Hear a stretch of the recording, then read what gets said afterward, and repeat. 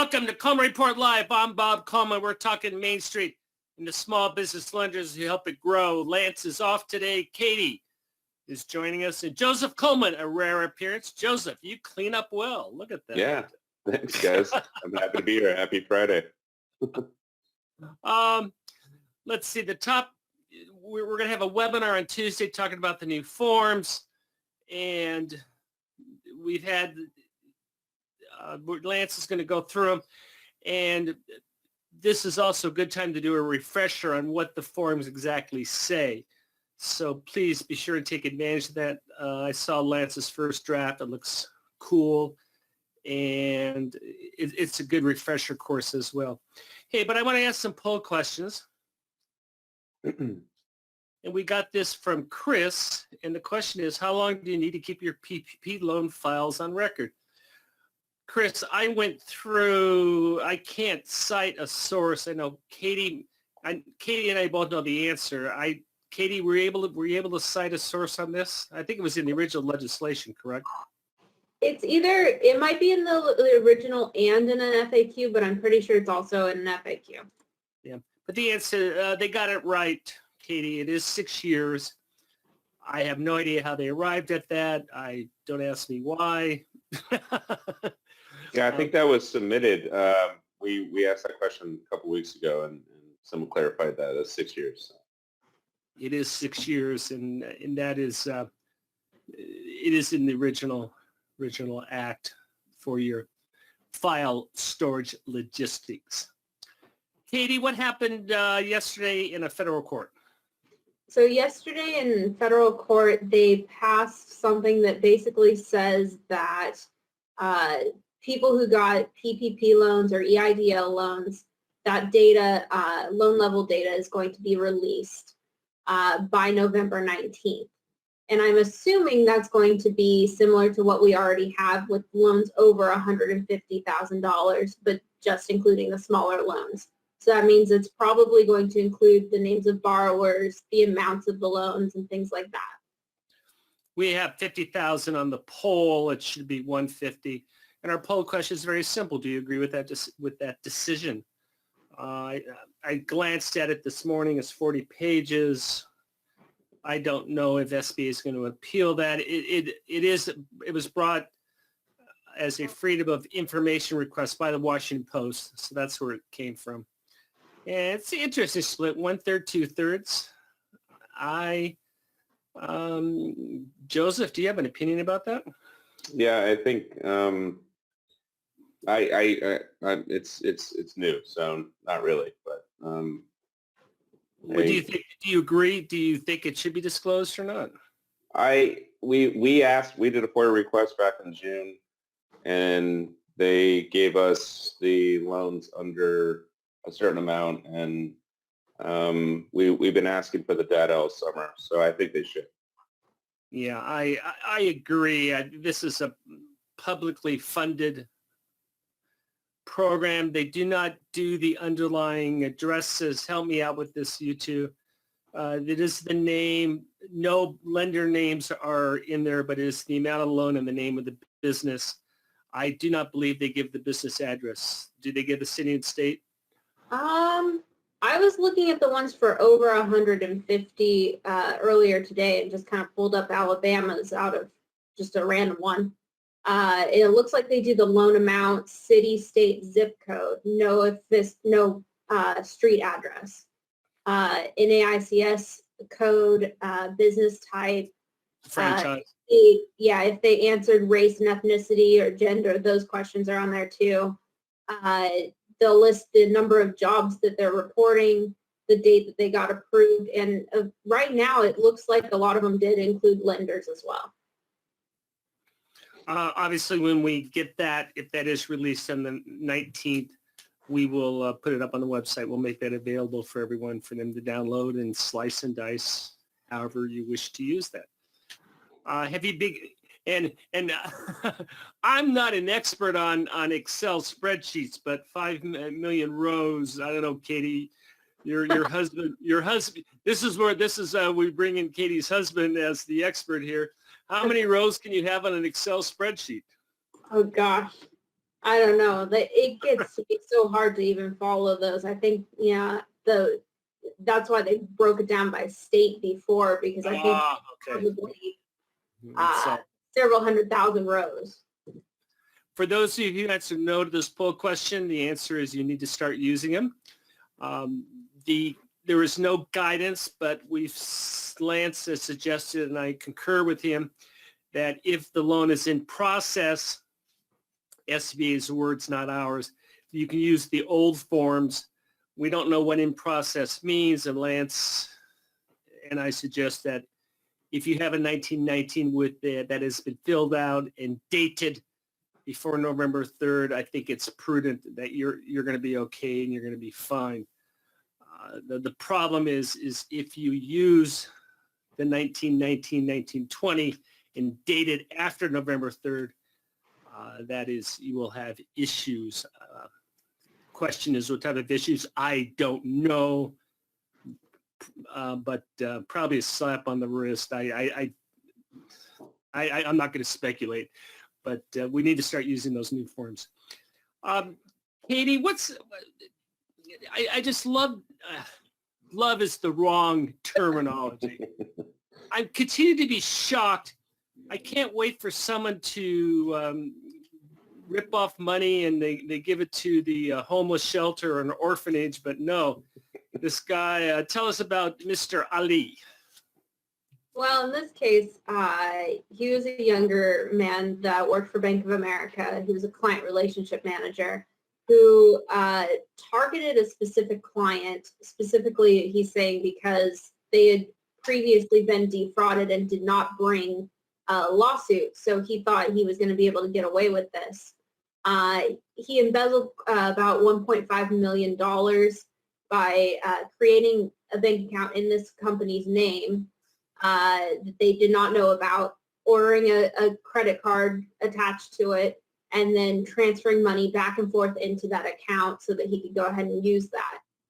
He used that money to buy a Porsche SUV, luxury goods at Bloomingdale's and Saks Fifth Avenue, and I believe he probably got, it says Apple here, so I'm guessing he probably got an iPhone or a Mac or something like that as well. Yeah, the credit cards, they're all high-end retail stores. I didn't see Walmart on the list or Dollar General. Probably the lowest one I saw was Best Buy, but there's some high ticket there. Well. So. Yeah, and so the victim company did discover it eventually. Somebody who works for the company started adding up numbers and realized that this was going on, and they contacted Bank of America, and Bank of America did promptly fire this man. Oh, by the way, Leslie, thank you very much. Leslie says there are 1,048,576 rows in a maximum Excel spreadsheet with 16,384 columns. So, oh, that was you. We'll credit Leslie. I'm sorry, Michael was. Leslie is saying that the borrower must retain all such documentation for 6 years. So we're correct on that. Until the loan, after the date the loan is forgiven or repaid in full. So that's 6 years plus. So, and it said that allows the Inspector General access to such files upon request. This is where the 6 years comes from. So thank you, Leslie, and thank you, Michael. And I'm sure now you all can say how more useful stat trivia. What did this idiot do? So this is probably one of the smaller fraud stories, but it is worthy to note that this former manager of West Shore Bank, Karen, has been sentenced to 1 year. This is just recent. I think we've probably covered this briefly in the past, but she did just get sentenced to 1 year for a $375,000 loan scam, where she approved 7 fake loans in the name of her former partner and used false information with forged signatures. Yeah. And we talk about the office managers. The reason why this is important, I think it's important to talk to your customers, talk to your borrowers about who controls the checking account.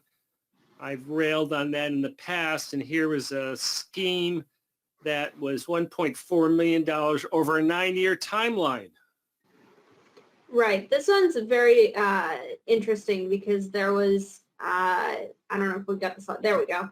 Yeah, there was over 419 checks that were signed, forged by this office manager. And I think it's important to really make sure that whoever's managing these small businesses and things, that they really have control of that checkbook and they know at the very least what's going on and where all the money's going. But ideally, they should probably be writing those checks at the end of the day. Yeah, I mean that's even though that's a significant hit upon cash flow, and that's we've talked about entrepreneurs need to be Renaissance people, and they may have expertise in certain things, a marketing concept or a chef, a restaurant, auto mechanic, a beauty salon operator. They have those specific skills. They're not necessarily experts on accounting, but they should have some basic things. That is, make sure you check your balance every day and make sure you see what all those withdrawals are at a minimum on a monthly basis. We talked about Chris's question. Joseph, you've been with Coleman Publishing since I think you were in diapers and you were stuffing stuff. But I know you also enjoy doing this task. Yeah, this is the fun part of the year. We accept nominations and we get a great response from the industry, and back in the world, we can go to hotels and have nice parties. We've done 3 really great events honoring our award winners, and I think it's a great event to bring like-minded individuals that are very mission-based for the industry. So it's a nice give back, and we have a lot of fun doing it. So formal deadlines today, but we have a soft deadline. If you can get it to us by next Friday, we're starting to tabulate everything, put everything together. Joseph, I do want to ask you a question. You graduated University of Colorado, and you came on board right after that. What year was that? 2007. So you worked through the Great Recession, and you also experienced this. How do you, from your, are you a millennial? Can we call you a millennial? I think technically I'm an older millennial. I have no idea what Katie is.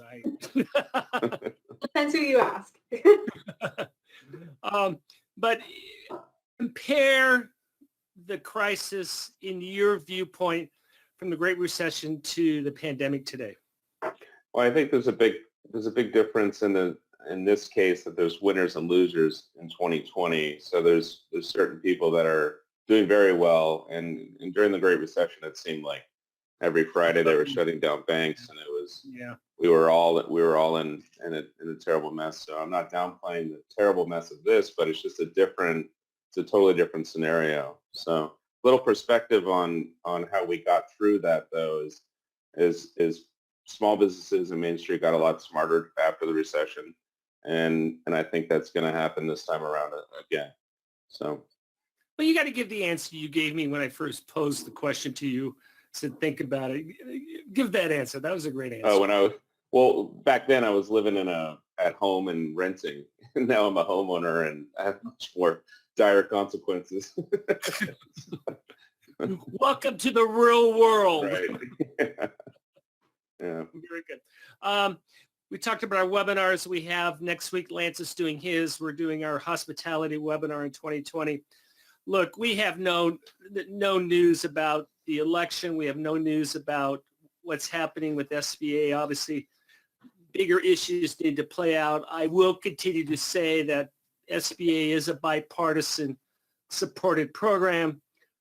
In terms of, we got a lot of stuff done with a Republican Senate, and if there still is a Republican Senate, I see no reason for that to change. And it's there's a commitment by both levels to help out Main Street. You could sit back and do Monday morning quarterbacking and do hindsight and say it should have been done, as I predicted, July 3rd, but it will be done. And unfortunately, as Joseph indicated, there are winners and losers. But Katie, you, I think you've adopted my mantra. The difference between this time and last time is there is a light at the end of the tunnel. We're either going to get a vaccine or it's going to burn itself out. That will happen. Right. We're going to see the end of this. It's not open-ended. We know that, you know, the virus is either going to end somehow, and there's a light at the end of the tunnel. Yeah. So don't, it's just interesting times, as we said. Hey, everyone enjoy the weekend.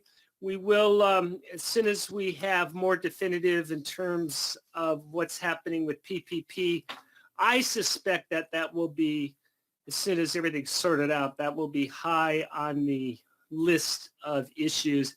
And obviously we'll cover them. SBA continues to come out with new guidelines, and we're waiting for these new guidelines. Thank you all for joining us today, for supporting America's Main Street, one entrepreneur at a time. Have a nice weekend. Thank you, everyone. Have a good weekend.